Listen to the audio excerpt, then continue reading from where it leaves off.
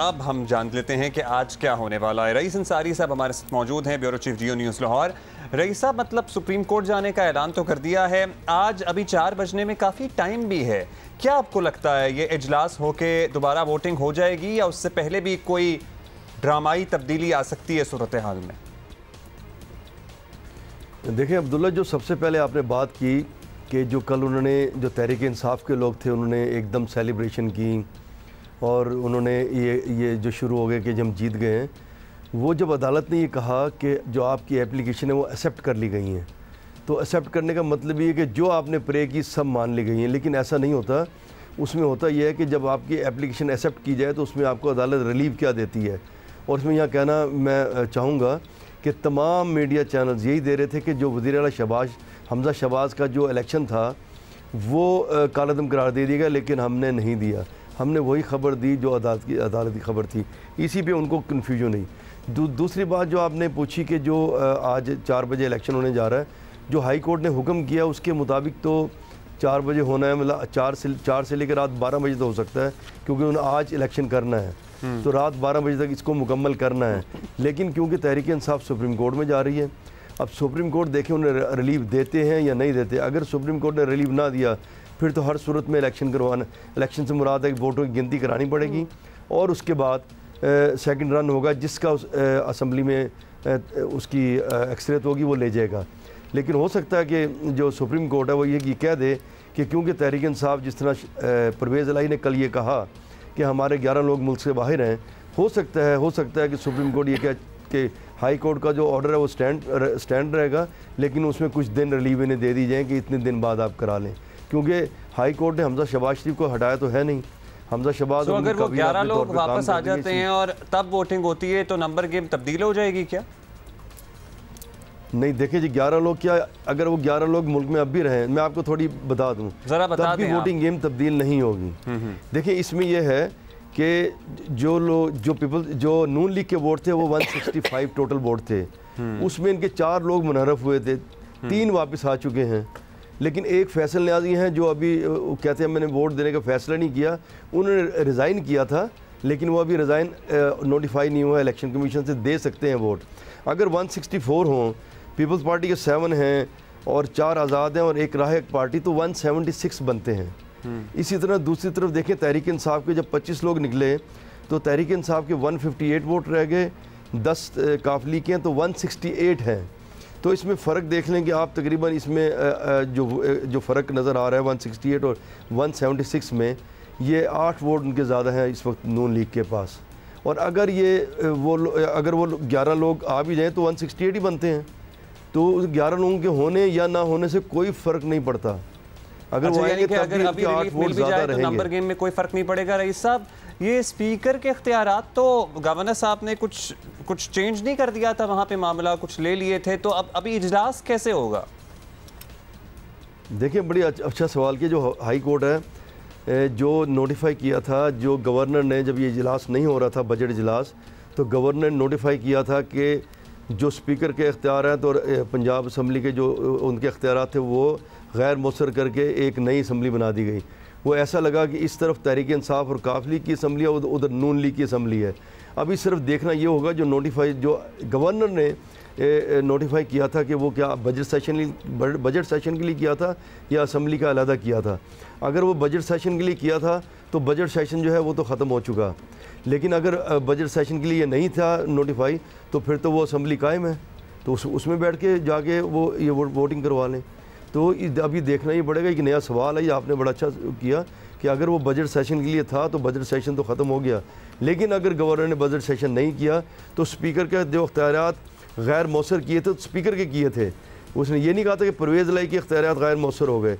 तो उस रोज़ जिस दिन गिनती, यानी आज जो गिनती होनी है, उसमें स्पीकर के फ़राइज़ अंजाम देंगे मज़ारी साहब, तो वो स्पीकर ही होंगे।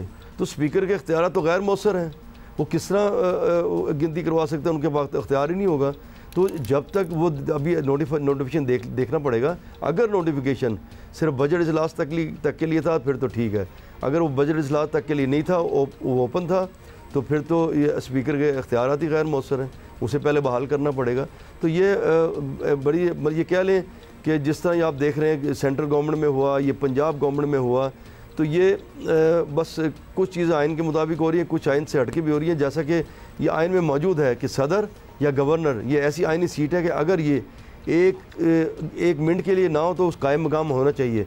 लेकिन 20 से 22 दिन पंजाब में गवर्नर ही कोई नहीं था, तो वो आज तक किसी ने कोर्ट में चैलेंज नहीं किया, आज तक किसी ने किसी अदालत में चैलेंज नहीं किया कि ये 22 रोज़ कैसे गुजरे आइनी सरबराह के बगैर, पंजाब का मामले कैसे चलते रहे।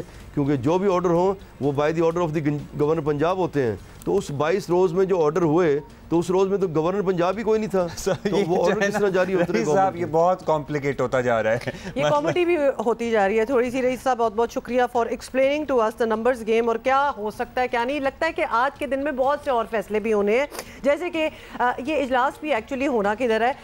हमें इस वक्त ज्वाइन किया तर्जुमान पंजाब हुकूमत अता तारड़ साहब ने, उनसे पूछ लेते हैं उनकी एक्सपेक्टेशन क्या है। अता तारड़ साहब, लाहौर हाई कोर्ट फैसले के बाद अब तक की सूरत हाल तो ये है कि एक बार फिर इलेक्शन होने जा रहे हैं। हमजा शहबाज को कितने वोट मिलने की उम्मीद रखते हैं आप लोग? बहुत शुक्रिया जी। देखिए, फैसला जब मैंने पढ़ा अदालत से निकलते ही तो मुझे बड़ा मुस्बत लगा, और हमें 100 इख्तलाफ हो सकता है मगर हम उसको मनोन तस्लीम करते हैं और उस पर अमल दरामद जो है वो हमारा आइनी और कानूनी एक फरीज़ा है। तो मैं ये कहना चाहूँगा कि एक तो हमें 177 अरकान की हमायत हासिल है, 177, और तहरीक इंसाफ रिट में गई थी। हमने तो देखिए, मेरा मानना ये है कि hope for the best and be prepared for the worst. तो हमने अपनी तैयारी कर रखी थी कि जब भी कोर्ट का जो भी फ़ैसला आए, हमारे अरकान लाहौर में मौजूद थे और हमने उनको यही तलकीन की थी कि लाहौर में ही रहिए। तो ये तहरीक इंसाफ की तरफ से पहले खुशी का इजहार किया गया, फिर अपील में जाने का ऐलान किया गया, फिर बॉयकॉट का ऐलान किया गया। तो ये बड़ी हैरानगी की बात है कि आप रिट में भी खुद जाते हैं, आप अपनी सियासी तैयारी भी नहीं करते, अपने मेंबरान को मुल्क में रहने की तलकीन भी नहीं करते, पहले फ़ैसले को सराहते हैं फिर उस पर तनकीद करते हैं। तो आपकी पॉलिसी है क्या? ये सियासी तौर पे और कानूनी तौर पे बहुत इमेच्योरिटी का मुजाहरा किया है। तो हमारी जो तादाद है वो तहरीक इंसाफ और उसके इत्तेहादियों से 9 मेंबरान की हमें अल्हम्दुलिल्लाह बरतरी हासिल है। अच्छा अता साहब, अब तहरीक इंसाफ और मुस्लिम लीग काफ वगैरह को तो इस मामले पर सर्टनली रिजर्वेशंस हैं, आपके लिए तो अपेरेंटली ये फैसला सही ही है, इसलिए आपने कहा जी मिनोन तस्लीम भी करते हैं। वो सुप्रीम कोर्ट लेकिन जाने का इरादा रखते हैं, यानी हो सकता है कि ये आइनी और कानूनी बहरान जो है अभी टले नहीं, तो आप क्या एक और कानूनी जंग के लिए तैयार हैं? देखिए, हमने तो अदालती जंगें ही लड़ते आए हैं, आइन और कानून का अपने आप को पाबंद समझा है, कोई गैर आइनी गैर कानूनी इकदाम कभी नहीं किया। और पिछले भी 3 माह से जो चल रहा है वो आपके सामने है, जो सदर ने किया, जो एक साबका गवर्नर थे, कुछ चीमा साहब थे गालिबन, जो उन्होंने किया वो आपके सामने है। मैं ये कहना चाहता हूँ कि देखिए, ये इलेक्शन 16 अप्रैल को जो हुआ था, कोर्ट ने ऑर्डर ये किया है कि उस इलेक्शन में से 25 वोट माइनस होंगे, हम उसी पोजीशन पे आएंगे वो पहला जो इलेक्शन हुआ था।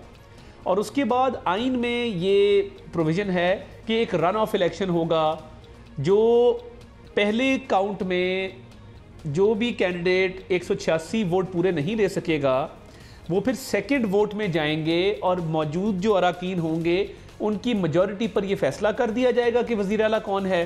तो अल्लाह का शुक्र है, तब भी हम कहते थे हमारी मेजॉरिटी है 197 की, आज भी मैं कह रहा हूँ कि हमारी मेजॉरिटी है 177 की। तो कोई अभाम नहीं है और कानूनी जंग के लिए भी तैयार हैं। ये अब मुझे ये समझ नहीं आ रही कि रिट में भी खुद गए हैं, उसकी अपील भी उसके खिलाफ खुद कर रहे हैं, तो ये क्या चाहते हैं? तो ये जाएं, ज़रूर बड़े शौक़ से जाएं, मगर हमारे नंबर कल भी पूरे थे, आज भी पूरे हैं अल्लाह ताला के फजल से।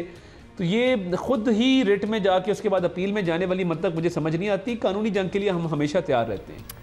अच्छा, अब ये भी बताइएगा कि वज़ीर आला वाला मामला जो है एक तरफ बैठ जाए तो फिर भी ये सामने है कि स्पीकर साहब आपकी हुकूमत को आराम से काम करने नहीं देंगे, तो इसका कोई हल आपने सोचा है कि क्या करना है? देखिए, स्पीकर साहब के तो हम घर गए थे और दुआए खैर हुई थी, वज़ारत आला की पेशकश की गई थी, मगर लगता है कि वो कुदरत को कुछ और मंजूर था और दिन ब दिन उनकी सियासी साख भी कमज़ोर हुई है। और जिस तरीके से उन्होंने सियासत की है, मैं समझता हूँ कि बड़ा ही एक बदकिस्मती है और इसमें उनके साहबजादे का भी एक किरदार है कि इन्होंने वादा वईद करके मुकर जाना, बात करके उस पर बात पे पीछे चले जाना, वादा करके वादा खिलाफ़ी करना, बात करना तो गलत करना। और जो उस दिन भी किया, हाउस में डिप्टी स्पीकर पे हमला करवाया, फिर थम्स अप किया, फिर लोगों को अंदर जो है वो नॉन मेंबर्स को हाउस के अंदर बुलवाया, उनसे लड़ाई झगड़े करवाए, फिर कहा मेरा बाजू टूट गया, फिर बाजू फिक्स हो गया। तो मुझे तो समझ नहीं आ रही कि स्पीकर साहब क्या चाहते हैं। इट ऑल बॉयल्स डाउन कि ये कल को इंशाल्लाह जो 17 जुलाई को इलेक्शन होगा उसमें पोजीशंस क्लियर हो जाएंगी और स्पीकर साहब के ख़िलाफ़ एक तरीके अदम एतमाद मौजूद है। तो देखेंगे कि उसको हमने कब प्रेस करना है, मगर स्पीकर साहब जो हैं वो अब अपने आप को महफूज इस हवाले से मत समझें कि वो स्पीकर की कुर्सी पे विराजमान बहुत देर रह सकेंगे, मुझे ये नज़र नहीं आता। और देखिए हाउस में मेजॉरिटी वो लूज़ कर चुके हैं, इखलाकी तौर पे स्पीकर साहब को मुताफ़ी होकर घर चले जाना चाहिए। बहुत शुक्रिया आपका तातार साहब। लेट्स सी के वैसे अखलाकियात का पास किसने ही रखा है आज तक, उनको कह लें या किसी और को कह लें, जो हम यहाँ किसी से भी एक्सपेक्ट करें वो कोई नहीं रखता अखलाकियात का पास। Thank you.